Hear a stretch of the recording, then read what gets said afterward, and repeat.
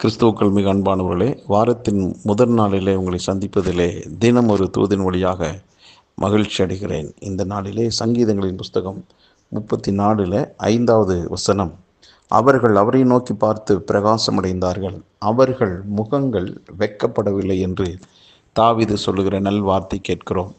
அவன் அபிமெலேக்குக்கு முன்பாக தன்னுடைய வேஷத்தை மாற்றிக்கொண்டு இருக்கின்ற அந்த காலகட்டங்களில் எழுதப்பட்ட ஒரு பாடல். பல்வேறு விதமான சிக்கல்கள், நெருக்கடிகள், உயிருக்கே ஆபத்து, இப்படி பல விதங்களிலே போராட்டமான காலகட்டம். அந்த காலகட்டங்களில் தான் இந்த பாடல் வருகிறது. என்னென்னா, அவரை நோக்கி பார்த்தேன், அதனால தான் நான் நல்லா இருக்கேன் என்று சொல்லுகிற ஒரு நல்ல வார்த்தை. நான் வெட்கப்பட்டு அவமானப்பட்டு போகலை என்று சொல்லுகிறார். அன்பானவர்களே, இன்றைக்கு வாரத்தின் முதல் நாள். நமக்கும் பல்வேறு தேவைகள் உண்டு, எத்தனையோ எதிர்பார்ப்புகள் உண்டு, எத்தனையோ விதமான நிகழ்ச்சிகள் உண்டு. இப்படி பரபரப்பான ஒரு சூழ்நிலையில் தான் நாம் ஓடிக்கொண்டிருக்கிறோம். இதற்கு இடையில் நமக்கு என்று தனிப்பட்ட விதத்தில் எத்தனையோ தேவைகள் உண்டு. இவையெல்லாம் நமக்கு எல்லா விதத்திலும் சந்தோஷத்தை கொடுக்கும், ஒரு மனமகிழ்ச்சி கொடுக்கும், ஒரு வெளிச்சத்தை கொடுக்கும் என்று சொல்வதற்கு இல்லை.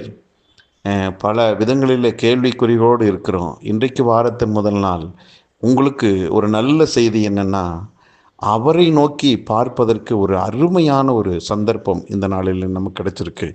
இந்த வாரத்தின் முதல் நாளில் இந்த காலை நேரத்திலேயே தனியாகவோ குடும்பமாகவோ குழுவாகவோ உங்களுக்கென்று கர்த்தர் வைத்திருக்கிற ஆலயத்துக்கு நீங்கள் செல்லுங்கள்.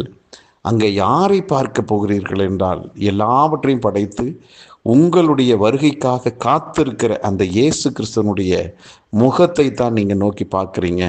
அவருடைய சரீரமாகிய சபையில் இணைந்து இருக்கிற நீங்கள் அவருடைய முகத்தை பார்க்கக்கூடியதான நல்ல ஒரு தருணத்தை நாம் பெற்றுக்கொள்ளக்கூடிய ஒரு நல்ல நாள் தான் இந்த நாள். ஆகவே அப்படி பார்ப்பதனால எனக்கு என்ன லாபம் அப்படின்னா, நாம் வெட்கப்பட்டு போகாதபடிக்கு, நம்முடைய முகம் துக்கத்தோடு வாடி போகாதபடிக்கு பிரகாசமடைய செய்கிற ஒரு நல்ல ஆண்டவரை நாம் பார்க்க போகிறோம்.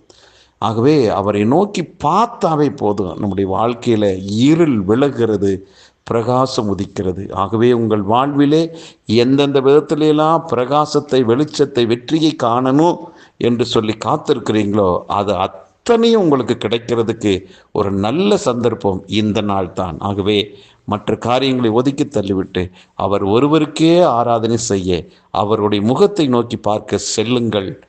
அவங்க முகம் நிச்சயமாக பிரகாசமடையும். நீங்கள் வெற்றியோடு மகிழ்ச்சியோடு வீட்டுக்கு திரும்புவீர்கள். ஜெபிக்கலாம். நல்ல பிதாவே, இந்த நல்ல நாளுக்காக நன்றி. உம்மை நோக்கி பார்ப்பதற்கு இன்றைக்கு எங்களுக்கு ஒரு வாய்ப்பை கொடுத்து, இதை கேட்டுக்கொண்டிருக்க அத்தனை பேருமே உம்மை ஆராதிப்பதற்கு ஆண்டவரே ஆலயத்துக்கு வரட்டும். உங்கள் முகத்தை நோக்கி பார்த்து பல விதங்களிலே பல நன்மைகளை பெற்று வாழ்ந்து சுகமாக இருக்கட்டும். ஒவ்வொருவரை வாழ்த்தி ஆசீர்வதிக்கிறது. இயேசு கிறிஸ்து நாமத்தில் ஜெபிக்க நல்ல பிதாவே, ஆமென்.